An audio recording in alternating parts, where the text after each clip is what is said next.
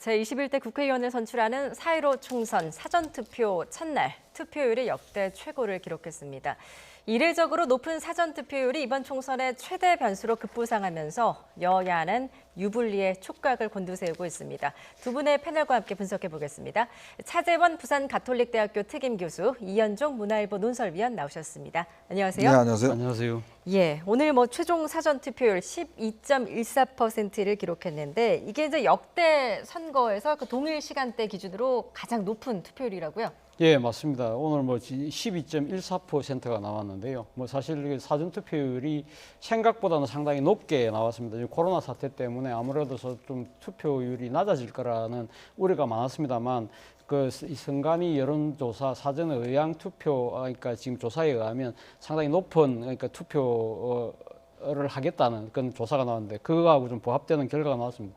제가 생각했을 때는 이렇게 사전 투표율이 높은 이유는 앞서 제가 말씀드린 대로 코로나 사태 때문에 아무래도 본 투표일인 15일 날 많은 사람들이 몰려 나올 경우에는 아무래도 좀 이 접촉에 의한 감염의 우려가 크다는 그런 문제 때문에 네. 좀 더 공간이 많이 확보될 수 있는 사전 투표를 활용할 것이 아닌가 하는 생각이 들고요. 또 한편으로는 지금 사전 투표가 지금 2013년도 도입돼서 벌써 지금 여러 차례 지금 시행되고 있기 때문에 좀 제도적으로 정착이 됐다는 측면이 좀 분명히 있는 것 같고요. 네. 그리고 또 하나 무시할 수 없는 것 자체가 이 지금 거대 양당 이 지금 그 구도로 지금 아주 치열한 그러니까 선거가 벌어지고 있기 때문에 아무래도 지금 이 양측의 지지층이 상당히 결집이 돼 있다. 그렇다고 한다면 이 지금 양쪽의 그러니까 적극적인 그러니까 지금 지지층 입장에서는 어차피 투표할 거 미리 가서 좀 투표해서 힘을 실어주자. 그런 측면도 강하게 작용된 것이 아닐까라는 생각도 해봅니다. 예, 굉장히 다각도로 분석을 해주셨는데 일단 이제 코로나19 사태로 인한 감염에 대한 우려 때문에 좀 분산된 경향도 있다라는 분석이십니다. 어떻게 보십니까? 그렇죠. 무시할 수 없을 겁니다. 왜냐하면 이제 당일날 투표를 할 경우에 예를 들어서 사람들이 많이 몰리게 되면 또 줄을 빽빽하게 서야 되고 아마 그런 우려들 아마 제가 주변에도 보면 그런 우려 때문에 투표를 빨리 했다는 분들도 계세요. 근데 이제 문제는 지난 2018년 지방선거 같은 경우는 첫날 이제 8.7% 정도였거든요. 그런데 이제 최종적으로 한 20% 정도 됐는데 그리고 이제 2017년 대선 같은 경우는 11% 정도 됐는데 지난 우리가 20대 총선 같은 경우는 최종 투표율이 58%였습니다. 네. 근데 이제 이런 추세를 보면 아마 지난 20대보다는 이제 투표율이 높을 것으로 예상이 되는데, 근데 이것도 장담할 수 없는 게요. 사실은 이게 사전 투표율이 높다고 해서 반드시 전체 투표율이 높으라는 법은 없거든요. 예. 그러니까 그러면 보면 원래 할 분들이 미리 했을 뿐이다라는 그런 의미도 되는 것이고, 예. 그 전체적으로 보면 이제 선거 투표율이 지난 17대, 18대를 기점으로 해서 이제 조금씩 올라가는 추세긴 합니다. 그리고 특히 이번 선 같은 경우는 사실 쟁점이 없다 보니까 또 아까 말씀하셨듯이 이제 진영이 워낙 이제 분명하다 보니까 미리 투표를 해서 특히 이제 종로 같은 경우가 오늘 15% 정도에서 예. 가장 서울에서 높았어요. 이제 그런 걸로 보면 이미 마음속에 굳어져 있는 유권자들이 꽤 많은 게 아닌가. 네. 이제 그런 측면으로도 분석해 볼 수 있을 것 예, 같습니다. 이미 지지층에 결집돼 있다라는 또 분석이신데 지금 종로를 언급해 주셨는데 또 지역별로 보면 네. 전남이 지금 18.18%로 가장 높았고 네. 대구는 또 10.24%로 가장 낮았거든요. 이건 어떤 의미로 봐야 될까요? 일단 지금 전남뿐만 아니라 그 전남을 인접하고 있는 강주, 전북, 이 소위 말하는 호남에서 다 이 공이 지금 사전 투표율이 다른 지역보다 훨씬 높게 나왔다는 겁니다. 네. 지금 이 호남의 이번 총선에서의 하나의 좀 특징은 좀 볼만한 선거가 벌어지고 있다는 겁니다. 그것이 무슨 이야기냐면 사실은 지난 4년 전에 지금 호남에서의 총선 결과가 소위 말하는 녹색 바람이 불면서 국민의당이 거의 독식하다시피 하지 않았습니까? 그렇기 때문에 지금 근데 호남 지역에서의 정당 지지율은 지금 민주당이 상당히 고공행진을 하고 있거든요. 그렇다고 네. 한다면 이 민생당의 현역 베테랑 의원들과 이 지금 높은 정당 지지율을 갖고 있는 지금 민주당의 원외 후보들과의 대결이기 때문에 상당히 좀 볼만한 싸움이다. 그렇기 때문에 아무래도 관심이 많이 있을 수밖에 없는 것이고요. 그리고 또 4년 전에 사실 이 국민의당이 거의 싹쓸이 하다시피 했는데 이번 결과는 어떻게 나올까에 대한 궁금증도 많이 커지기 때문에 예. 유권자들이 아무래도 좀 적극적으로 투표를 하는 경향이 분명히 있는 것이고 반면에 대구 같은 경우는 잘 아시다시피 코로나 사태 때문에 상당히 직격탄을 맞은 대표적인 지역이지 않습니까? 예. 그러다 보니까 아무래도 유권자들 입장에서 본다고 한다면 투표 투표가 아무리 중요하다 하지만 다른 지역에 비해서는 그래도 조금 투표를 할 수 있는 마음의 여유가 조금 더 부족했던 것이 아닐까. 그렇다고 해서 뭐 지금 본 투표율까지 낮아질 거라고 저는 보지는 않습니다만 당장 사전투표율에 좀 임하는 부분에 있어서는 아마 이 지금 그 호남 지역보다는 조금은 소극적이지 않나 하는 생각을 해봅니다. 예, 일단 이런 높은 사전 투표율이 내일도 이어질지 또 본투표까지 이어질지는 좀 지켜봐야 합니다만 역대 선거에서 이 사전 투표율과 승패 간의 상관관계는 좀 어땠습니까? 그러니까 이제 보면 사전 투표율이 높으면 아무래도 이제 바람이 불면 사실 이제 어떤 면에서 보면 이제 그 투표율이 높아지는 경향이 있어요. 네. 바람이 분다는 것은 한편으로 보면 이제 야당이나 여당 같은 경우에 예전 같으면 야당 바람이 불 때 이제 투표율이 굉장히 높은 경향이 있었거든요. 왜냐하면 예. 이게 집권 중반기에 치러진 선거는 항상 이제 정권 심판적인 그런 성격을 갖고 있습니다. 그렇기 때문에 이제 바람이 불면 야당한테 유리한 측면이 있었는데 이번 같은 경우 과연 그럴까라는 그런 측면도 있어요. 왜냐하면 지난 이제 지방선거 같은 경우도 보면 사실은 여당이 상당히 이제 선전을 했지 않습니까? 네. 당시에 뭐 거의 지방선거 같은 경우는 싹쓸이를 했기 때문에 사실은 선거의 투표율이 높다고 해서 어느 당이 유리할 것인가라기보다는 오히려 세대별 투표율이 어떻게 될 것이냐. 저는 예. 여기에 이제 관심을 갖고 있습니다. 예. 왜냐하면 이제 이 선거가 특히 이제 세대별로 굉장히 뚜렷하게 투표 성향들이 좀 분화되고 있는 상황이에요. 이제 그렇다고 보면 이번 투표 같은 경우는 이제 50대가 꽤 많이 높거든요. 그러니까 전체적으로 보면 인구수가 많아졌죠. 그리고 이제 이 40대 같은 경우는 좀 여당 지지층들이 많습니다.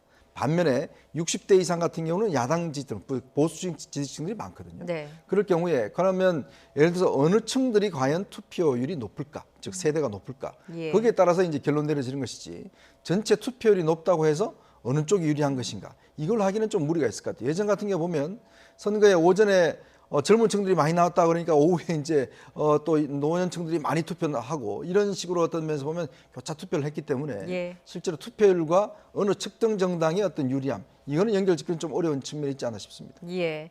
뭐 이번 선거에서는 이제 전체 투표율로 여야의 유불리를 보다는 세대별 투표율이 더 중요하다. 그 부분을 주목해서 봐야 한다라는 분석이셨습니다.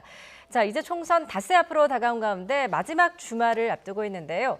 현재 판세를 역전시킬 폭로전이 있을 것이다라는 이야기가 정치권에서 흘러나오고 있습니다. 영상 보시죠.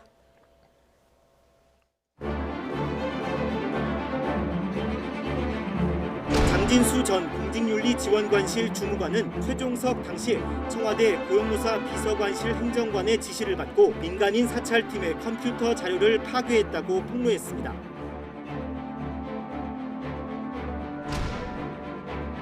해외에서 생활하며 한국의 실상과 북한 체제 선전의 허구성을 알게 됐으며 집단 탈북을 결심했다고 합니다. 2개 내지 3개를 준비한 것 같아요. 제가 이제 하나 파악하는 거는 이번 주말께 터뜨리려고 하는 것 같아요. 대응할 시간 안 주고.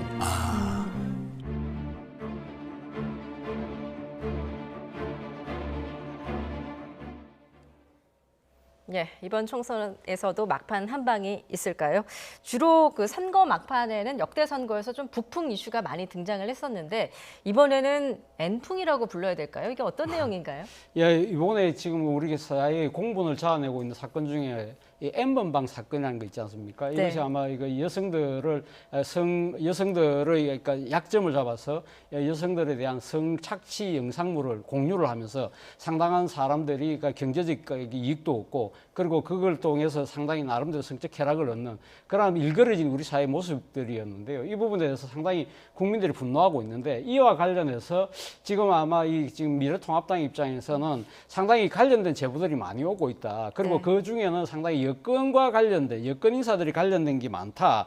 그런 이야기를 했었어요. 그리고 특히 지금 미래통합당의 총괄 선대본부장을 맡고 있는 이진복 이 지금 의원 같은 경우는 저쪽에서 터질 게 있다. 그 이번 주말에 뭔가 놓을 것 같더라는 식의 많은 이야기들을 좀 이렇게 흘렸어요, 기자들에게. 예. 그러다 보니까 아마 여당 쪽에서도 상당히 좀 그 부분에 경계를 해서 이해찬 대표 같은 경우는 저쪽에서 뭔지 모르겠지만 뭔가를 터뜨릴 것 같은데 그건 정치 공작이라는 식으로 미리 방어막을 치고 있었는데 예. 오늘 지금 이 정원석 그러니까 선대위 대변인은 우리가 지금 뭐 폭로할 거 없다. 그리고 하고 또 유력이 인사의 자제가 뭐 관련된 이야기가 있다고 그러는데 예. 아니라고 이야기하면서 일단 그 부분에 대한 상당히 우려가 그러니까 폭로가 계획이 없다고 분명히 이야기를 했거든요. 네. 그래서 일각에서는 이런 이야기도 합니다. 상당히 기대를 부풀리고 뭔가 관심을 불러일으키고 난 뒤에 일종의 치고 빠지기 아니냐 뭐 그런 예. 이야기도 있는데요. 모르겠습니다. 이 부분이 과연 선거에 어떤 영향을 미칠지 모르겠습니다만 일단은 지금 뭐 이 미래통합당에서 폭로할 계획이 없다고 하니까 일단은 지금 뭐 이번 주말이 큰 무슨 변수가 작용할 만한 사안은 일단은 안 올 것 같습니다. 예, 일단 전반적인 지금 사건의 개요를 쭉 설명해 주셨는데 N번방 관련 주말 폭로설이 나오면서 이를 이제 통합당의 총선의 막판 반전 카드로 활용하려는 게 아니냐라는 관측이 나왔습니다. 이진복 총괄선대본부장의 목소리를 들어보시죠.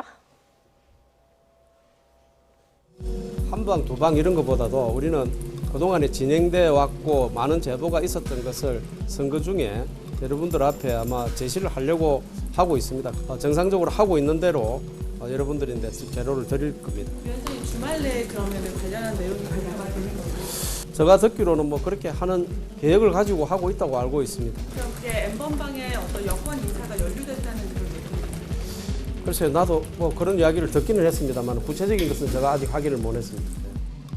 예. 바로 이게 이제 오늘 오전 상황이었습니다. 이진복 선대본부장. 오전에는 뭐 많은 제보가 들어왔다라고 했었는데 또 이제 오후에는 좀 입장이 바뀌었습니다. 네. 오늘 하루 동안 무슨 일이 있었던 건가요? 그러니까 이제 처음에는 거의 뭐 있는 것처럼 이야기를 하다가 오후에 또 선대위 대변인이 뭐 이낙연 후보의 아들은 아니다. 그리고 또 뭐 별로 그렇게 폭로할 게 없는 것처럼 또 입장을 이야기를 했어요.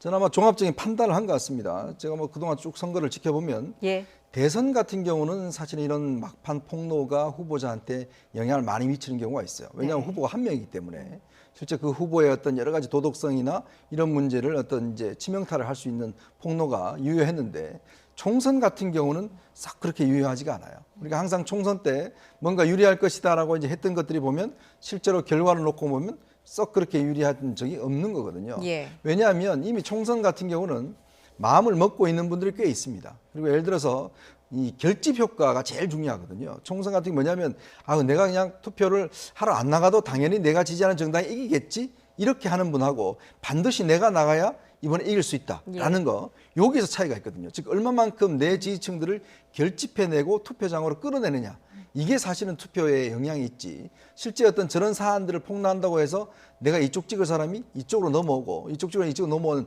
그런 현상을 하기에는 굉장히 좀 어렵고 또 지금 사실은 시간이 얼마 없기 때문에 검증할 수 있는 여유가 없습니다. 예. 그렇다 보면 후보자들이나 또 유권자들 입장에서 보면 이것이 자기의 어떤 선택을 어떤 바꿀 수 있는 중요한 잣대로 삼지는 어렵거든요. 그러니까 아마 그런 측면에서 지금 이제 야당 같은 경우에 물론 뭐 내용은 정확히 모르겠습니다만은 만약에 그런 게 있다 하더라도 진짜 이게 확실한 거냐 정말 이론에 여러 없이 확실한 거냐 이런 부분에 대한 어떤 여러 가지 논란이 있었을 거예요. 예. 아마 그런 측면에서 괜히 이거 잘못했다가는 자칫하면 역풍이 상당히 불 수가 있거든요. 네. 뭐 그렇기 때문에 아마 효용성이나 이런 걸 따져서 모르겠습니다. 뭐 내일 또 갑자기 할지도 모르겠는데 예. 현재로 봐서는 이게 지금 실제로 하는 것보다는 역풍이 더 불지 않을까 그런 좀 신중한 쪽으로 입장이 좀 바뀐 것 같습니다. 예, 어떤 의혹 수준만 제기를 했다가는 오히려 역풍을 맞을 수 있다라는 분석이신데 뭐 또 제보는 있지만 뭐 실제 정황 뭐 어떤 증거라든지 구체적인 건 없다라는 이야기도 흘러나오고 있고요. 어떻게 보십니까? 일단 뭐 지금 이와 관련해서 민주당의 이건영 전략기획위원장이 오늘 그런 이야기를 했더라고요. 설사 만약에 그러니까 그런 제보가 있다고 하더라도 일단 이거 N번방에 연루된 사람의 신원을 파악하기가 쉽지 않을 것이다. 수사당국도 예를 들면 암호화폐로 주고받고 그리고 지금 이 텔레그램으로 해서 익명으로 다 했기 때문에 이걸 갖다가 정당 차원에서 조사하기가 쉽지 않다. 그렇기 때문에 아마 미래통합당에서 이 확실한 근거를 내놓기 힘들 거라는 이야기를 했는데 아마 제 생각에도 그럴 것 같아요. 그러니까 많은 여러 가지 제보가 있었다고 하더라도 결정적인 뭔가 근거를 제시 못할 경우에는 앞서 말씀하신 것처럼 상당히 그러니까 지금 오히려 이거 대치기를 당할 수가 있다는 것이죠. 네. 그리고 또 하나는 오늘 뭐 미래통합당에서 그 이야기를 했는데요. 이 사실은 이 지금 성착취물과 관련돼서 이러한 부분들이 총선 과정에서 이런 식으로 정치적으로 뭔가 이렇게 주고받고 취급되는 경우에는 예. 사실 이 피해자인 그 여성들의 경우에 얼마나 상당히 좀 속상할 수밖에 없지 않겠습니까? 그리고 그렇기 때문에 오늘 또 미래통합당 입장에서는 이 성창실물과 관련해서는 본질에 좀 더 집중하겠다. 네. 저는 그러한 부분이 상당히 공당으로서의 바람직한 태도라고 보고요. 앞서 뭐 말씀하신 것처럼 만약에 지금 한 방이 있는데 오히려 이걸 갖다 일종의 블러핑식으로 위장막을 쳤다고 할 수도 있을 거예요. 그러나 그럴 경우에는 만약에 진짜 근거를 내면서 제시를 할 경우에도 상당히 어떻게 보면 말을 바꾼 셈이 되기 때문에 네. 거기에 대한 정치적 책임은 피해가지 못하지 않을까 하는 생각도 듭니다. 예. 뭐 사실 이제 이번 논란 얼마 전에 이해찬 대표가 통합당이 뭔가 터뜨릴 것 같다라면서 이제 구체적인 시기까지 언급을 하면서 불을 지폈었는데 공개는 없다라고 선을 그은 통합당은 오히려 여권의 역공을 펼쳤습니다. 직접 들어보겠습니다. 더불어민주당 이해찬 대표가 왜 이토록 두려워하는지 영문을 모르겠습니다.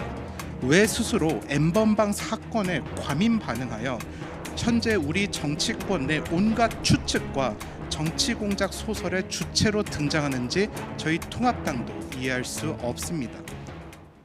예. 교수님 지적하셨듯이 이제 뭐 어떻게 보면 통합당이 말 바꾸기를 한 셈이 됐는데 지금 이제 오히려 여권 쪽에 역공을 하고 있단 말이죠. 그런데 이해찬 대표는 왜 또 이런 언급을 얼마 전에 했던 걸까요? 뭐 이해찬 대표가 선거 한두 번 해본 분이 아니지 않습니까? 우리가 지금 바이러스도 제일 중요한 게 백신이잖아요. 백신을 한번 맞아놓으면 어떤 데 들어오더라도 사실 이겨낼 수가 있는 항체가 생기지 않습니까? 예. 저는 그런 효과라고 봅니다. 결국 이제 뭔가 정보는 입수한 것 같아요. 뭐 김어준 씨도 이야기를 했고 뭐 등등 하듯이 이게 사실은 이제 여러 가지 N번 관련해서 여권의 주요 인사가 아니면 주요 인사의 가족이 연루돼 있다라는 뭐 소문들이 있으니까 그러면 이게 만약에 폭로될 경우에 봐라 내가 이야기한 대로 저렇게 정략적으로 하지 않느냐 이렇게 이제 어떤 면에서 보면 되치게 할 수 있는 명분을 만드는 거거든요. 그러면서 본다면 뭐 노련한 이해찬 대표가 미리 이제 언급함으로 해서 좀 김을 빼고 또 예를 들어서 이것이 폭로하더라도 저거는 정략적이다. 라는 것들을 어떤 면에서 보면 공개 빌미를 삼기 위해서 미리 이제 공개를 한 것이죠. 네. 그렇지만 제가 또 아쉬움이 있는 게 뭐냐면 여당의 대표이지 않습니까? 그러면 지금 중요한 선거 국면이잖아요. 그러면 이 선거를 어떻게 치를 것이냐. 그러면 본인이 저렇게 이야기를 했다면 그 근거를 좀 제시를 해야죠. 뭐 막연하게 나올 것이다, 할 것이다라고 이야기를 하면 이거야말로 어떤 면에서 가짜 뉴스이자 어쩌면 또 선거 공작으로도 이야기될 수가 있는 거거든요. 예. 그렇기 때문에 정말 여당의 대표로서의 언급 자체로서는 저는 굉장히 부적절했다는 생각이 듭니다. 예. 이에 대해서는 또 반론 있으십니까? 아니 뭐 저도 뭐 같은 생각입니다. 사실 뭐 그 이해찬 대표 입장에서는 상당히 그러니까 지금 N번과 관련된 여러 가지 이야기들이 정가에서 나돌았을 거 아닙니까? 예. 그러면 여당의 뭐 안테나에 안 걸릴 수가 없는 것이고요. 뭐 지금 또 말씀하셨지만 이해찬 대표 7선 의원이에요. 상당한 이 경험이 있잖아요. 그리고 역대 선거에 보면 그러니까 선거 막판에 조금 불리한 정파가 상당히 조금 이렇게 이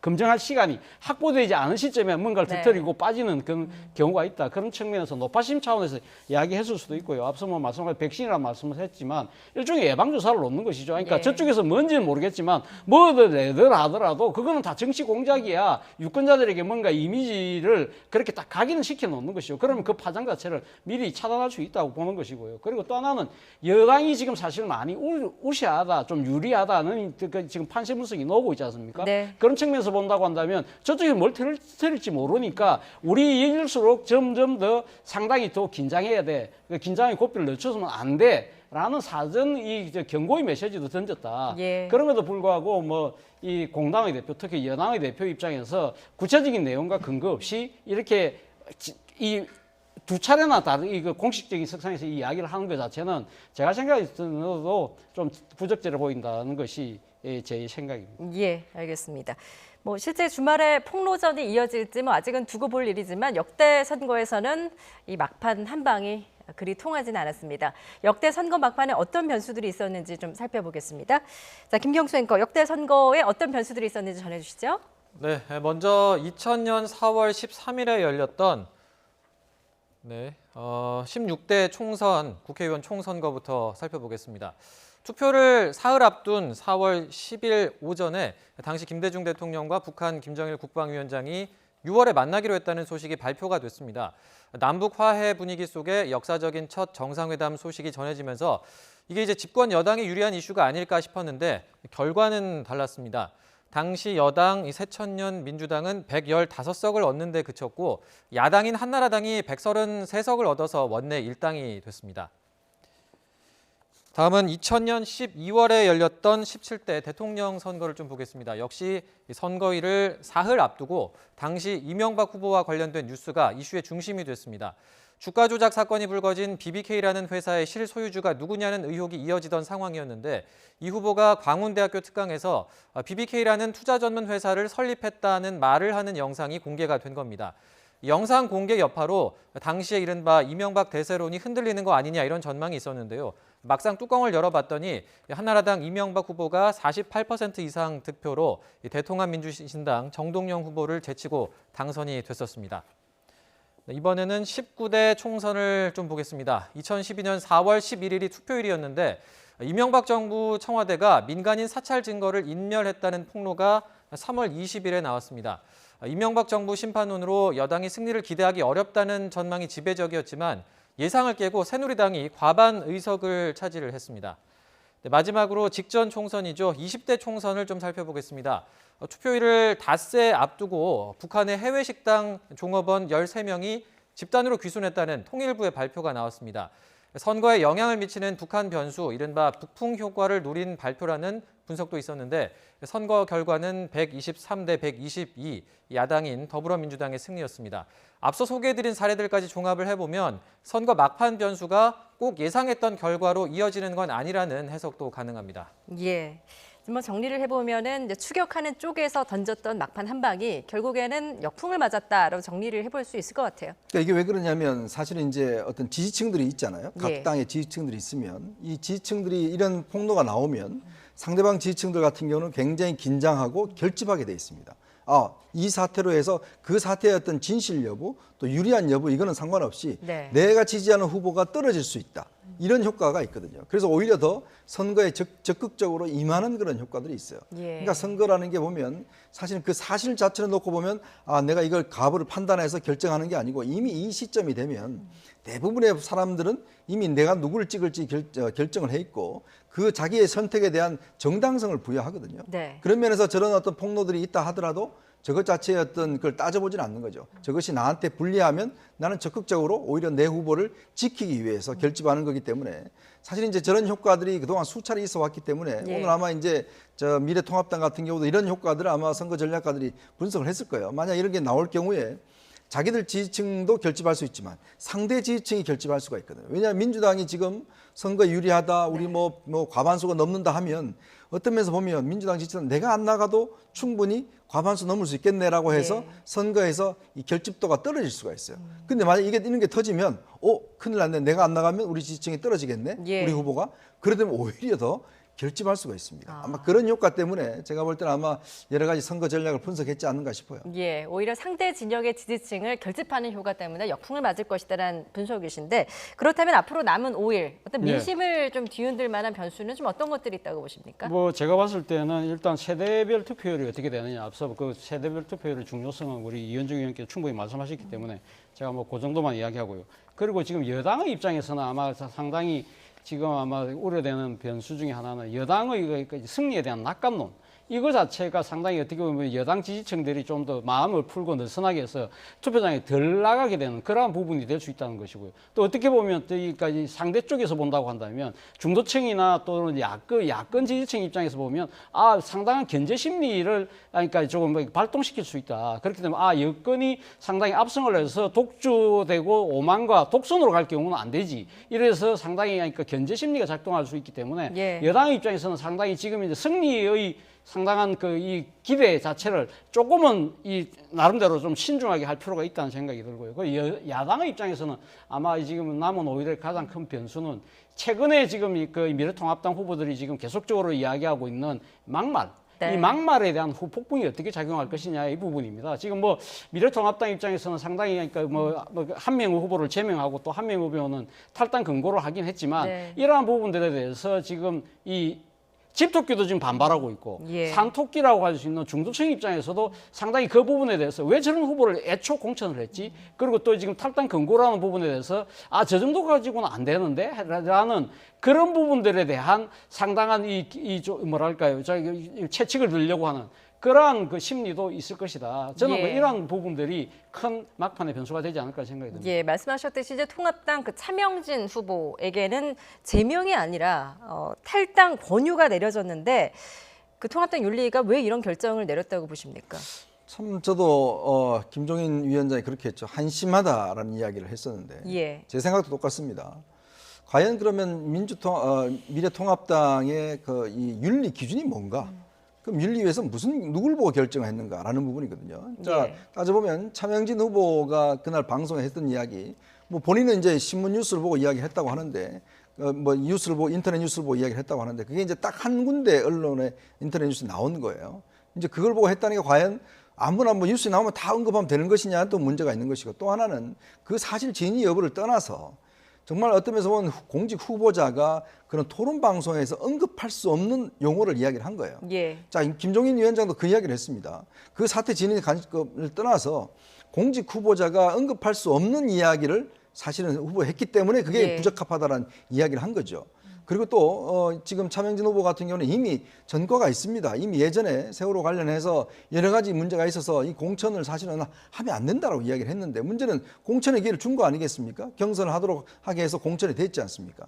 그러면 미래통합당이 이번에 공천을 하면서 뭔가 달라지겠다, 뭔가 기준을 달리하겠다, 막말에 대해서 뭔가 엄단하겠다 했는데 사실 공천의 기회를 준 거예요. 이미 그때부터 사실은 이게 어떤 면에서 문제가 있은 거죠. 더구나 또 그런 측면에 있다면 본인이 반성을 하고 안 하겠다는 이야기를 하고 본인이 하면 모르겠는데 이번에 또 똑같은 일을 벌였지 않습니까? 그렇다면 도대체 윤리위는 무슨 기준을 갖고 탈당 권유만 한 것인지, 탈당 권유라는 게 10일 뒤에 하면 이미 선거는 뛸 수가 있습니다. 자, 그렇기 때문에 결국 이 미래통합당이 가지고 있는 내부적인 고질적인 문제를 여전히 드러낸 게 아닌가, 저는 그런 생각이 듭니다. 내부에 고질적인 문제가 있었을 것이다.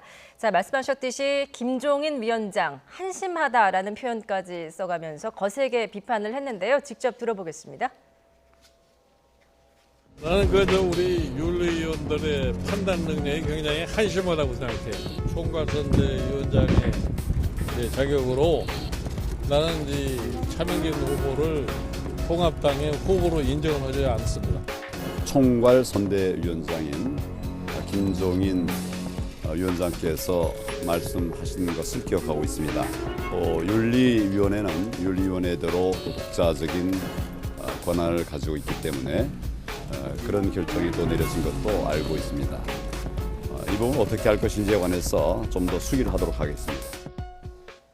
예, 그 통합당 선대위의 제명 결정에도 불구하고 윤리위는 다른 결정을 내렸는데, 뭐 말씀하셨듯이 지금 뭐 황교안 대표, 김종인 위원장 그 투톱의 리더십이 흔들린 게 아니냐, 어떤 내부의 고질적인 문제를 드러낸 것이다라는 분석입니다. 어떻게 보십니까? 사실 뭐 그런 측면이 분명히 있죠. 바로 그 때문에 빠르면 내일 아침에 아마 두 분이 만나서 이 문제에 대한 아마 이 수기를 하고 어떤 결정을 아마 내릴 거라는 뭐 보도가 있었습니다만, 뭐 어떤 식의 그런 저는 뭐 이 당 차원에서의 좀 새로운 뭐 결단적인 차원의 조치가 있어야 되지 않을까 하는 생각이 듭니다. 왜 그러냐고 하면 사실 이번에 앞서 말씀하셨지만 지금 뭐 차명진 후보를 비롯해서 몇몇의 지금 막말한 후보들 같은 경우는 그 전에 막말한 전력이 있다는 것이죠. 그러면 당공천관리위원회에서 이 막말 후보를 못 걸러낸 것일까요? 안 걸러낸 것일까요? 사람들은 상당히 안 걸러냈다고 본다는 측면이 있다는 것이죠. 그러니까 지금 공천관리위에서 당시 그 차명진 후보의 공천과 관련해서 여러 가지 말들이 나왔을 때 그때 흘러나왔던 이야기 중에 하나가 이 소위 말하는 전투력이거든요. 그러니까 야당의 입장에서 좀 더 강경하게 이야기하고 투쟁할 수 있는 사람이 필요하다. 그러한 부분들이 과연 전체적인 판세에 거기에 득이 되었을까요? 그리고 두 번째는 사실 차명진 후보가 지난번 막말도 결국 세월호에 대한 막말이었지 않습니까? 그럼에도 불구하고 당 차원의 조치가 상당히 지금 뜨미지근했거든요. 그래서 결국 공천까지 받았는데 이 부분과 관련해서 사실 당의 그 외형적 그러니까 반응은 상당히 차명진 후보에 대해서 그때 당시도 막말했을 때 비판적인 시각이 분명히 존재했지만, 그러나 지금 이번에 그 공천되고 다시 또 이번에 또 이 탈당 권고라는 사실 손방망이 처벌과 같은 이러한 처벌이 나오는 걸 보면서 유권자들은 그렇게 생각하지 않을까요? 아, 미래통합당이라는 그 구성원들이 사실 이 세월호 유가족의 이러한 가슴 아픈 이 비극에 대해서 상당히 그런 부분들을 상당히 정치적으로 악용하고 그런 부분들에 대해서 차명진 후보의 입장에 묵시적으로 동조하고 있는 것이 아닐까라는 생각을 한다는 것이죠. 그리고 또 지금 무엇보다도 더 중요한 것은 지금 미래통합당이 이번에 그 보수 혁신을 한다면서 미래와 통합의 가치를 내세웠어요. 그런데 지금 막말 후보들이 이야기하는 것은 미래가 아니고 과거의 우리의 참 아픈 상처들을 또다시 해짓고 그걸 정치적으로 이용하려고 하고 있다. 그리고 또 하나 통합이 아니라 어떻게 보면 혐오와 배제의 가치가 더 두드러지는 상황이라는 것이죠. 그렇다고 한다면 제가 생각했을 때는 내일 아침에 있을 김종인 선대위원장과 한교안 대표와의 그러한 이 지금 회동에서 어떤 식의 이 부분에서 뭔가 지금 미래통합당이 결기를 나타내는 그런 조치가 필요하지 않을까 생각이 듭니다. 아, 그렇다면은 이 결정을 번복할 수도 있다라는 분석이신가요? 저는 지금 당헌 당규상으로는 최고위가 할 수 없다고 이야기하지만 지난번 공천관리도 사실 그렇잖아요. 그러니까 지금 다시 그 공천관리에서 결정을 한 부분에 대해서 최고위가 이의 제기를 하면 공천관리가 3분의 2만 넘어가면 그것이 확정된다고 했지만 결국 최고위에서 이 당 지도부의 의지로 바꿨잖아요. 그러한 부분들은 이 지금 정당이기 때문에 상당히 정치적인 뭔가의 해법을 찾으려고 하면 저는 찾을 수 있다는 생각입니다. 문제는 그것이 당 지도부의 의지에 달려 있다는 것이죠. 알겠습니다. 좀 내일 어떤 결정이 나올지도 지켜보도록 하겠습니다. 자, 제명 대신 탈당 권유라는 통합당 윤리위의 결정에 차명진 후보는 어떤 입장을 밝혔을까요? 직접 들어보시죠. 비난과 을 받으면서 실제 당의 징계위원회 해비가 됐기 때문에 상당히 척박한 상태에서 선거를 치러야 합니다. 저는 하늘을 우러러 한 점 부끄러움이 없습니다. 차명진 후보 이번 발언에 대해서 하늘을 우러러 한 점 부끄러움이 없다라는 입장을 밝혔는데 과연 유권자들이 이런 모습을 어떻게 판단할까요? 그러니까 저는 국회의원들이나 후보자들이나 어떤 면에서 보면 국민의 입장에서 좀 생각을 해봐야 돼요. 그러니까 자기 입장에서 보면 전혀 문제가 없다고 생각하겠지만 듣는 분들 입장에서 보면 불편하고 굉장히 불쾌하고 막말로 들리는 측면이 있는 거거든요. 그러니까 항상 어떤 면에서 보면 유권자의 입장에서 국민의 입장에서 하는 게 정치인 아니겠습니까? 근데 지금 차명진 의원 보면 나는 떳떳하다, 나는 괜찮다 저런 판단을 하는 거예요. 이제 그러다 보면 저런 분들이 과연 정치를 어떻게 하겠냐는 것이 이제 국민들을 바라볼 때 그러면 국민의 입장에서 볼 때는 그 사람이 물론 그 이야기 자체가 근거가 있다 하더라도 국민들이 불쾌해하고 국민들이 어려워하고 국민이 힘들어하면 그것에 대한 건 책임을 져야 되지 않겠습니까? 그래서 정치를 하는 거잖아요. 자기 혼자 떳떳하고 자기 혼자면 정치를 왜 하겠습니까? 결국 국민과 함께하고 국민의 대변자가 되기 위해서 지금 정치를 하려고 나오고 있는 거 아니겠습니까? 그리고 본인 하나 때문에 지금 여러 곳 지금 선거구 특히 서울이나 수도권 같은 경우는요. 이런 하나의 문제 때문에 영향을 많이 받습니다. 아시겠지만 예전에 선거 때 김용민 씨가 여러 가지 부적절한 이야기를 통해서 그것이 예전에 민주당의 선거에 얼마나 많은 영향을 미쳤습니까? 결국 선거의 승패에도 영향을 미쳤지 않습니까? 즉 수도권 같은 경우 이런 하나가 중도층이라든지 젊은 층에 굉장히 민감하게 영향을 미칠 수가 있거든요. 자기 선거는 자기가 하지만 다른 사람들이 피해를 볼 수 있는 거예요. 예를 들어서 정말 많은 표들이 떨어질 수 있는 상황 아니겠습니까? 그렇다면 본인이 뭐가 우선이겠습니까? 즉 선당 후사 아니겠습니까? 즉 당이 우선이고 일단 본인이 할 텐데 문제는 저렇게 본인이 끝까지 완주하겠다 저렇게 해버리면 다른 후보들 입장에서는 맥이 빠질 수밖에 없는 것이죠. 저는 그래서 차명진 후보가 정말 당을 위한다라고 한다면 저는 결단을 내려야 된다는 생각이 듭니다. 스스로 사퇴해야 된다라고 보시는 건가요? 제가 직접적으로 그 이야기는 안 드리겠습니다. 알겠습니다. 자, 지금 수도권 판세에도 굉장한 악영향을 미칠 것이다라는 분석을 해주셨는데 이렇게 통합당에서 잇따라 터진 막말 파문 때문일까요? 이제 총선을 닷새 남겨놓고 있는 가운데 특히 수도권 판세를 둘러싼 여야의 자신감이 사뭇 다릅니다. 영상으로 확인해 보시죠.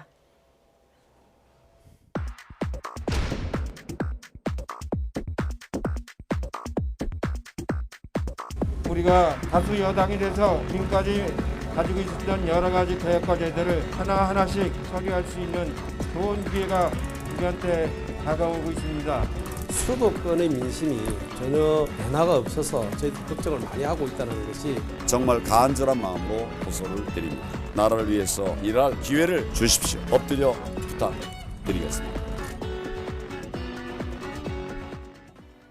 예, 황교안 대표는 오늘 이렇게 큰 절까지 네. 하면서 한 표를 호소했는데 오늘 이제 민주당 그 이근영 전략위원장이 기자 간담회를 네. 했습니다. 지금 뭐 수도권을 비롯해서 지금 판세 승기를 잡았다라는 네. 자신감을 보이지 않았습니까? 뭐 나름대로 아마 근거를 갖고 하는 이야기가 아닐까 싶습니다. 그러니까 뭐 지금 자체적으로 여론조사도 하고 있고요. 그리고 또 각 언론사에서 진행되었던 여론조사를 아마 토대로 해서 아마 그런 분석을 할 것 같은데요. 저는 뭐 그 여론조사도 근거가 있지만 제가 생각했을 때는 아무래도 지금 민주당이 자신하는 부분은 코로나19 사태가 일종의 블랙홀로 작용하고 있다. 이런 부분들이 상당히 여권에게 유리하게 작용하고 있다는 판단을 하고 있는 것 같아요. 네. 예를 들면 지금 이런 이 감염병 사태라는 게 전대미문의 국가적 재난 아니겠습니까? 이런 큰 재난이 이래 보통 닥치면 어느 나라든 이 국민들이 조금 이렇게 집권층 위주로 해서 좀 밀어주는 측면이 있는 것이거든요. 예. 그러한 상당한 효과를 받고 있는 것 같고요. 그리고 또 하나는 코로나19 사태 때문에 사실 여러 가지 쟁점들이 다 묻혀버렸어요. 물론 뭐 미래통합당에서는 뭐 조국을 소환해서 조국 심판, 조국 이게 뭐 경제를 살릴 것이냐, 조국을 살릴 것이냐 뭐 이런 이야기를 하지만 사실 국민들 입장에서는 가장 그 뜨거운 쟁점이 뭐겠습니까? 지금 이 코로나19 사태 때문에 지금 이 상당히 피해를 받고 있는 나의 이 먹고 사는 문제를 어떻게 해결해 줄 것이니까 그것이 결국 재난지원금 아니겠습니까? 재난지원금을 70% 줄 거냐, 전체를 다 줄 거냐, 얼마를 줄 거냐, 이것이 지금 사실 모든 그러니까 이슈를 다 장악해버리고 있는 상황이라고 한다면 이 야당의 그러니까 지금 여당에 대한 견제구가 제대로 먹힐 수 없다. 그리고 바로 이런 상황 때문에 총선은 사실은 어떻게 보면 정권에 대한 중간평가이기 때문에 정권 심판론이 먹힌다고 보지만 이런 부분들이 지금 잘 먹혀 들어가지 않다. 그러다 보니까 여당 입장에서는 상당히 유리하게 자신들의 입장을 아마 설명하고 있는 것 같습니다. 예, 그렇기 때문에 지금 뭐 수도권이 이제 가장 많은 의석이 걸렸는데 121석 가운데 91곳 이상을 얻을 수 있을 것이다라는 게 이제 민주당의 자체 분석 아니겠습니까? 그런가 하면은 통합당에서는 전체 130석을 할 수 있을까 걱정이다. 라고 이제 목소리를 냈습니다. 이렇게 여야의 이런 다른 반응들 어떻게 보고 계십니까? 제가 선거를 여러 번 경험해 보면요, 선거는 반드시 뚜껑을 열어봐야 됩니다. 그동안 사실은 뭐 언론이나 여론조사가 최근 총선에서 맞춰본 기억이 없어요. 이제 그러다 보니 지금의 언론에서 발표하고 있는 여러 가지 여론조사 결과가 과연 맞는가에 대한 이제 어떤 우려들이 있긴 있습니다. 저는 그래서 뭐 여론조사 결과를 별로 그렇게 신뢰하지 않는 편인데요. 근데 이제 하나의 지금 문제는 뭐냐면 아까 말씀한 코로나19 사태가 결국 선거 쟁점을 다 덮어버렸다. 뭐 그거는 뭐 사실인 것 같아요. 또 처음에 정부가 어떤 면에서 보면 제대로 대응을 못해서 확진자가 많이 늘어나고 사망자가 늘어났다가 이 외국에서 사실은 엄청나게 늘는 바람에 비교우위에서 일단은 좀 득점을 한 그런 경우는 있을 겁니다. 근데 한편으로 보면 야당 입장에서 보면 그렇다면 이제 경제 문제라든지 이런 것들을 좀 하나의 목소리로 어떤 면에서 보면 좀 전파를 하고 일치단결의 모습을 보였으면 상당히 역전의 기회가 저는 충분히 있었다고 봐요. 특히 이제 김종인 위원장이 들어와서 경제 이슈를 이제 던졌지 않습니까? 네. 그것이 어떤 국민들로 하여금 자 그러면 코로나 사태 이후에 내 삶이 어떻게 바뀔 것인가? 그럼 정부가 정말 잘해줄 것인가? 사실은 지금의 코로나 이전에도 이미 경제는 굉장히 좋지 않았는데 이런 정책 가지고 코로나 이후를 극복할 수 있을 것인가에 대한 문제를 이제 가지고 있었던 거예요. 근데 문제는 이 미래통합당 내부에서 뭔가 발표를 하면 유승민 의원 같은 경우는 나는 반대한다, 아니다 이런 이야기를 해버리고 또 황교안 대표도 뭐 좀 다른 이야기를 해버리고 이러다 보니 어떤 면에서 도대체 뭐냐 주장하는 게 당의 어떤 한 목소리가 뭐냐 이 부분에 대한 이제 의구심들이 있는 거 아니겠습니까? 거기에다가 또 의원들을 이렇게 막말로 사고를 치죠. 이런 상황이 되다 보니 국민들 입장에서는 좀 야당이 믿음직스럽다. 그리고 이 야당한테 어떤 맡겼을 경우에 하나의 목소리로 좀 뭔가 경제에서 견제구를 잘 낼 것이다. 이런 부분에 대한 확신을 못 줬다는 게 저는 굉장히 큰 문제라고 봐요. 자, 그런 문제는 있겠지만 그러나 결국 지금에서 본인들이 승기를 잡았다고 이야기를 하는 것은 이게 어떤 면에서 아까도 말씀드렸지만 반결집 효과가 솔직히 또 있습니다. 자꾸 이렇게 이야기를 하면 이 지지층들이 나와서 투표를 안 할 수가 있어요. 또 반대로 우리가 불리하네 적극적으로 또 투표를 하는 수가 있어요. 그렇기 때문에 이거는 지금 상황에서는 여전히 어떤 면에서 전략적으로는 아직 좀 더 두고 봐야 된다 이런 생각이 듭니다. 아직은 뭐 속단할 수는 없다라는 분석이신데 4.15 총선 승부를 이제 코앞에 두고 32년 악연이죠. 이해찬 대표와 김종인 위원장의 표정도 사뭇 달랐습니다. 직접 들어보겠습니다. 더불어시민당과 함께 과반수를 넘겨서 국정을 안정적으로 끌어갈 수 있는 승기를 잡았습니다. 이 문재인 정부가 실시한 경제정책을 자세히 들여다보면은 이 사람의 능력을 가지고는 도저히 앞으로 이 코로나 사태 이후에 경제를 해결할 수 없다는 것을 분명히 아실 겁니다. 예, 이해찬 대표는 벌써 승기를 잡았다라면서 상당히 기대감을 드러냈는데 조금 전에 이제 노설위원님 분석해 주셨듯이 이게 오히려 지지층 결집을 느슨하게 할 수 있는 게 아니냐라는 이야기도 있는데 이에 대한 생각 어떠십니까? 예, 바로 그 때문에 앞서도 제가 말씀드렸습니다만 이해찬 대표가 소위 말해서 그러니까 지금 야권의 정치 공작설 폭로 이야기를 한 이유도 바로 거기에 있는 것이죠. 그러니까 지금 이 자신들의 지지층이 우리 다 이길 수 있고 이기겠구나 생각해서 상당히 지금 긴장의 끈을 늦출 수 있기 때문에 그런 부분들에 대해서 아마 상당히 경고의 메시지를 던진 것이 아닐까 하는 생각이고요. 그럼에도 불구하고 지금 이해찬 대표가 상당히 나름대로 자신을 하는 이유는 뭐 앞서도 제가 설명했습니다만은 일단 코로나 전국이 여건에 상당히 유리하게 작용하고 있다. 지금 이 초기에는 사실 좀 오락가락하고 뭐 마스크 수급 대란까지 있었지만 이 전체적으로 지금 확산세가 꺾이면서 다른 나라들에 비해서 잘한다. 그런 이야기가 우리 당국자들 입에서 자아자찬성으로도 나오지만 외신들을 통해서 상당히 많이 지금 보도가 되고 있고 특히 뭐 지금 뭐 외국 정상들에 의해서 오늘 뭐 빌 게이츠까지 뭐 대통령에게 전화를 해서 뭐 지금 백신 개발과에서 협조하겠다는 이야기들 이런 뉴스들이 상당히 이 여당에게는 긍정적으로 작용할 수밖에 없다는 것이고요. 그리고 예. 또 지금 뭐 여론조사 부분에 대해서 거품이 끼었다는 뭐 설도 있습니다만 그러나 어쨌든 지금 전체적인 여론조사의 추이 자체가 상당히 이게 여당에게 유리하게 놓은 것도 아마 그 하나의 자신의 근거가 되지 않을까. 그럼에도 불구하고 마지막까지 그러니까 긴장의 끈을 늦춰서 안 된다는 부분은 아마 이 계속적인 경고의 메시지를 바라는 이유가 아닐까 하는 생각이 듭니다. 예, 통합당 같은 경우에는 지금 수도권 판세를 먼저 상당히 좀 우려하는 것 같습니다. 지금 경합으로 분류됐던 지역 가운데 상당수가 지금 경합 열세 또는 열세를 오간다는 평가인데 오늘 이제 황교안 대표도 저렇게 큰 절까지 하면서 호소를 했는데 과연 막판 중도층의 지지율을 끌어올 수 있을까요? 어떻게 보세요?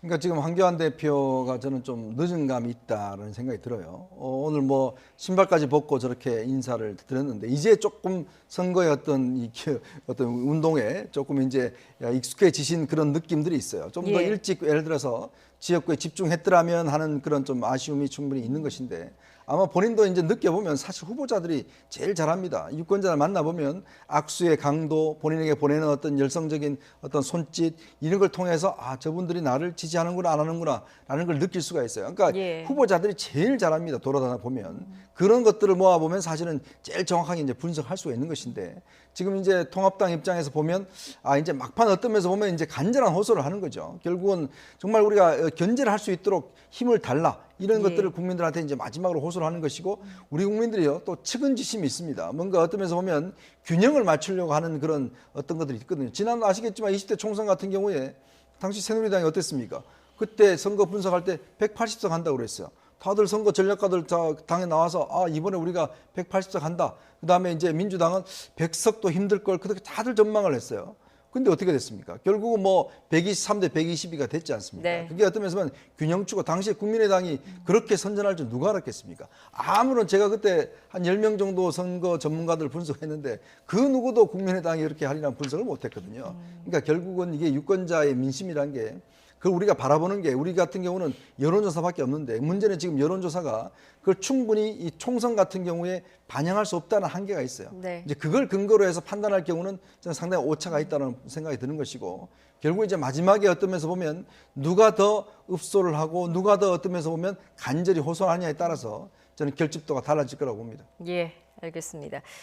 또 지금 후보 단일화 문제 변수가 있는데 지금 이제 무소속 민병두 후보가 서울 동대문 을에서 후보를 사퇴를 했습니다. 그리고 가면은 서울 동작을에서는 반대로 야권 단일화가 이루어졌습니다. 그런데 이번에는 좀 단일화가 너무 늦게 좀 이루어졌다. 그러면서 좀 효과가 반감되는 게 아니냐는 분석도 있는데요. 뭐 그럼에도 불구하고 민주당 입장에서는 민병두 그러니까 후보가 지금 이 출마를 포기한 부분에 대해서는 민주당 입장에 상당히 아마 안도의 한숨을 쉴 것 같습니다. 지금 민병두 후보가 3선언이기 때문에 상당한 득표력을 갖고 있던 상황이었고 바로 그 때문에 지금 판세 판세 분석에 보면 상당히 그러니까 여당과 야당 후보가 박빙의 싸움의 그 양상을 보이고 있었거든요. 그런 상황에서 민병두 후보가 여당 후보를 지지하면서 자신이 그러니까 지금 드랍한 부분에 있어서는 아마 민주당 입장에서는 상당히 천군만마를 만났다고 아마 판단할 것 같고요. 예. 반대로 지금 동작을 같은 경우에는 지금 우리 공화당 후보가 이제 지금 그러니까 출마 포기를 하면서 나경원 후보, 미래통합당이 나경원 후보를 지지를 했습니다만 아무래도 뭐 시너지 효과는 좀 있겠죠. 그러나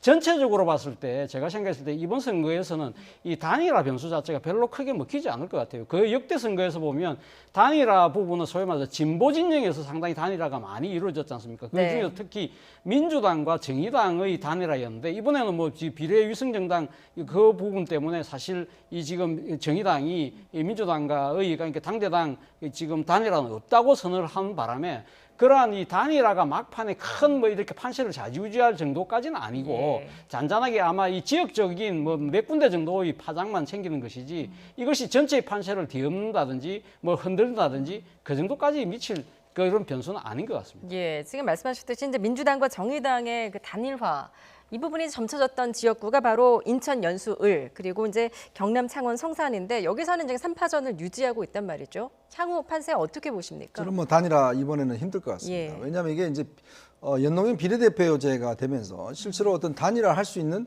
어떤 뭐 근거나 이유가 별로 없어졌어요. 왜냐하면 예전 같은 경우는 이제 그렇게 할 경우에 이제 비례나 그다음에 후보를 안 내면서 그런 이제 할 수 있었던 지금 같은 경우는 굳이 단일화를 할 이유가 없어져 버린 것이죠. 예. 아마 제가 볼 때는 아마 그 선거 같은 경우는 그냥 끝까지 그런 식으로 가지 않겠는가. 특히 이제 지금 이 미래통합당 같은 경우도 이제 공천에서 떨어진 지금 뭐 홍준표 전 의원이라든지 또 권성동 의원이라든지 이런 분들이 꽤 있는데 아마 이런 쪽도 그냥 계속적으로 가지 않겠는가라는 생각이 들어요. 예. 지금 마지막에 문제는 이제 결국 이제 마지막 판세를 보고서 그분들이 이제 어떤 후보 단일화를 후보를 이제 사퇴하는 길인데 이게 좀 늦지 않는가 싶습니다. 왜냐하면 이게 지금 사전 투표율이 이렇게 높아버리면 실제로 본 투표율에서 어떤 미치는 영향이 굉장히 줄어들 거예요. 이제 그렇게 되면 실제로 후보들을 사퇴하더라도 실제 미칠 수 있는 영향이 적기 때문에 저는 이게 사전 투표율이 거의 한 20% 넘어가면 실제로 단일화는 굉장히 힘들어지는 상황이 아닌가 싶어요. 예. 어쨌든 이번 총선에서 단일화 변수는 굉장히 희박할 것이다라는 두 분의 분석이셨는데요. 이제 총선 닷새 남았습니다. 그동안 또 어떤 변수가 막판 표심을 흔들지 앞으로 좀 지켜보도록 하겠습니다. 오늘 두 분 말씀은 여기까지 듣도록 하겠습니다. 차재원 부산가톨릭대학교 특임교수, 이현종 문화일보 논설위원이었습니다. 잘 들었습니다. 네.